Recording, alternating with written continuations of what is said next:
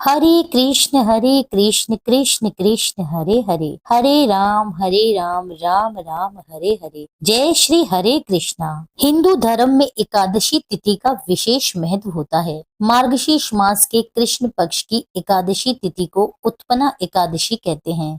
मान्यता के अनुसार एकादशी व्रत रखने की शुरुआत इसी दिन से हुई थी, क्योंकि सतयुग में इसी एकादशी तिथि को भगवान विष्णु के शरीर से एक देवी का जन्म हुआ था। इस देवी ने भगवान विष्णु के प्राण बचाए, जिससे प्रसन्न होकर विष्णु जी ने इन्हें एकादशी का नाम दिया। उत्पन्ना एकादशी का व्रत करने से व्यक्ति के जीवन में सुख शांति बनी रहती है, और ऐसी भी मान्यता है कि इस एकादशी का व्रत करने से निसंतान को संतान की प्राप्ति होती है और हर मनुष्य को आरोग्य काया की प्राप्ति होती है। इस व्रत को करने वाले व्यक्ति के सभी पाप नष्ट हो जाते हैं और जीवन के सभी सुखों को भोगकर वह अंत में विष्णु लोक को प्राप्त होता है। जो कोई भी व्यक्ति एकादशी का व्रत प्रारंभ करना चाहता हो तो वह उत्पन्ना एकादशी के व्रत से ही एकादशी व्रतों का प्रारंभ करे, जो कि बहुत शुभ रहता है। तो आइए आज की इस वीडियो में आपको बताते हैं कि साल 2024 में उत्पन्ना एकादशी किस दिन की पड़ेगी, व्रत किस दिन रखा जाएगा, इस दिन के सभी शुभ मुहूर्त क्या रहेंगे, एकादशी और द्वादशी तिथि के बारे में जानते हैं, व्रत पारण का मुहूर्त जानते हैं, हरिवासर का समय जानते हैं, पूजा विधि और महत्व जानते हैं। एकादशी तिथि प्रारंभ हो रही है 26 नवंबर दिन मंगलवार को सुबह 1:01 से और एकादशी तिथि समाप्त हो रही है 27 नवंबर दिन बुधवार सुबह 3:47 तक।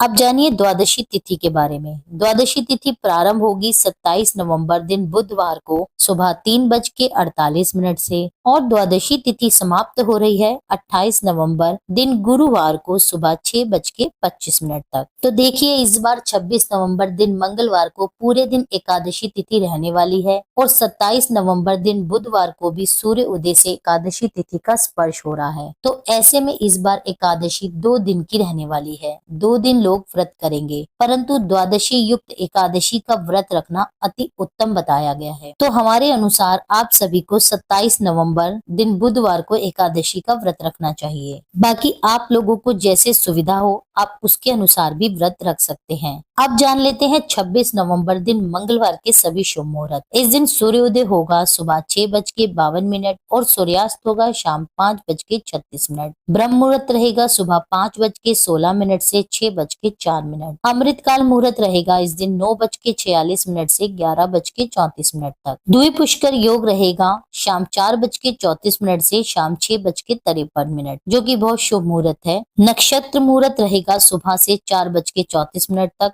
और उसके बाद चित्रा योग आरंभ हो जाएगा। राहु काल समय रहेगा दोपहर 3 बजे से 4:30 बजे तक। अब आप इन सब शुभ योगों में पूजा पाठ का कार्य कर सकते हैं। अब जान लेते हैं 27 नवंबर दिन बुधवार के सभी शुभ मुहूर्त। इस दिन सूर्योदय होगा सुबह 6:53 और सूर्यास्त होगा शाम 5:36। इस दिन ब्रह्म मुहूर्त रहेगा सुबह 5:16 से 6:05 तक। इस दिन हस्त नक्षत्र और चित्रा नक्षत्र रहेंगे, जो कि बहुत शुभ रहेंगे। अमृतकाल मुहूर्त रहेगा दोपहर 12:26 से 2:14 तक। राहु काल समय रहेगा 12 बजे से 1:30 बजे तक। अब जानिए हरिवासर का समय, जिस समय में एकादशी व्रत का पारण नहीं किया जाता। हरिवासर का समय समाप्त हो रहा है 27 नवंबर दिन बुधवार को सुबह 11 बजे तक। अब जानिए व्रत पारण के शुभ मुहूर्त और तिथि। अब जो लोग 26 नवंबर दिन मंगलवार को व्रत रखेंगे वे अगले दिन 27 नवंबर बुधवार को दोपहर 1:31 से 3:45 तक अपने व्रत का पारण कर सकते हैं, क्योंकि इससे पहले हरिवासर का समय है, जो कि व्रत पारण के लिए शुभ नहीं होता। अब जो लोग 27 नवंबर दिन बुधवार को व्रत रखेंगे वह व्रत का पारण करेंगे 28 नवंबर दिन गुरुवार को सुबह 6:54 से 7:38 तक।